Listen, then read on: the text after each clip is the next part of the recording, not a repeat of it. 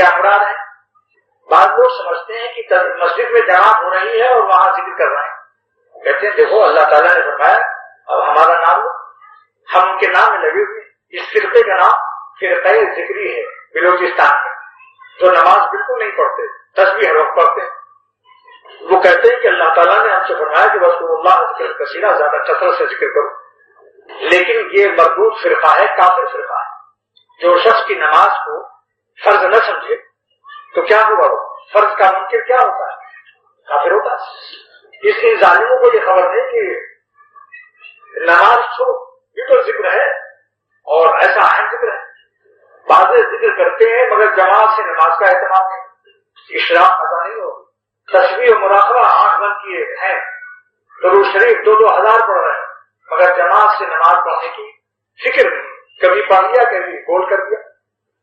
جماعت سے نماز پڑھنا مسجد میں واجب ہے. دکانوں میں گھروں میں جماعت کر لینا یہ اس سے وجوب ثابت نہیں ہوگا. مسافر پر بھی جماعت واجب رہتی ہے. بعض لوگ سفر کرتے ہیں کہتے صاحب میں تو مسافر ہوں، لہٰذا گھر ہی میں پڑھ لیتا ہوں.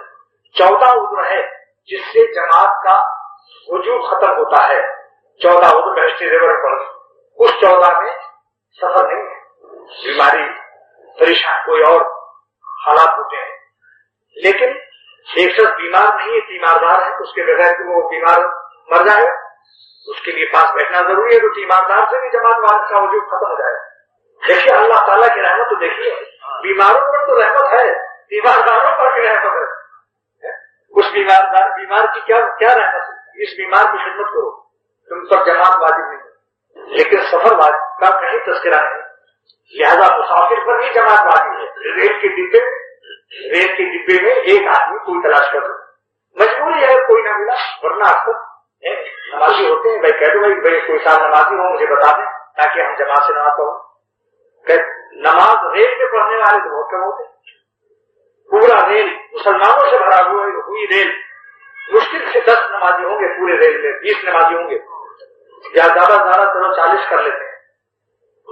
لیکن ایک ڈبے میں 2 نمازی ملیں گے، 3 ملیں گے مشکل سے. باقی کوئی سیٹ پر پڑ رہا بیٹھا ہوا، نہ مشرق کی نہ مغرب کی کوئی خبر نہیں ہے، کوئی اپنا ایسے لیٹے ہوئے. دوستو اللہ کا شکر ہے کہ بزرگوں کے ساتھ سفر کرنے کا انعام یہ ملا کہ ریل میں جماعت سے نماز کا پڑھنا آ گیا. شاہ عبدالغنی صاحب رحمۃ اللہ علیہ، مولانا ابراہیم صاحب دامت برکاتہ، ان بزرگوں کے ساتھ سفر کرنا پڑا ریل کا. تو معلوم ہوا کہ ریل میں بھی قبلہ نما ساتھ رکھتے تھے ہمارے اکابر. جہاں آپ 10 لاکھ کی بلڈنگ بنوا سکتے ہو، جہاں آپ 1 لاکھ کی کار خرید سکتے ہیں، تو 50 روپے کا 40 روپے کا قبلہ نما نہیں خرید سکتے نماز کے لیے.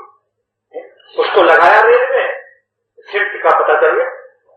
اب جگہ کہاں ملے گی صاحب؟ بڑی بہت رش ہے بھائی. جہاں 2 دروازے ہوتے ہیں وہاں جگہ خالی ہو سکتی ہے. اور اگر نہ بھی ہو تو آپ کہتے ہیں صاحب مجھے خالی فرض پڑھنی، سنت چھوڑ دیا.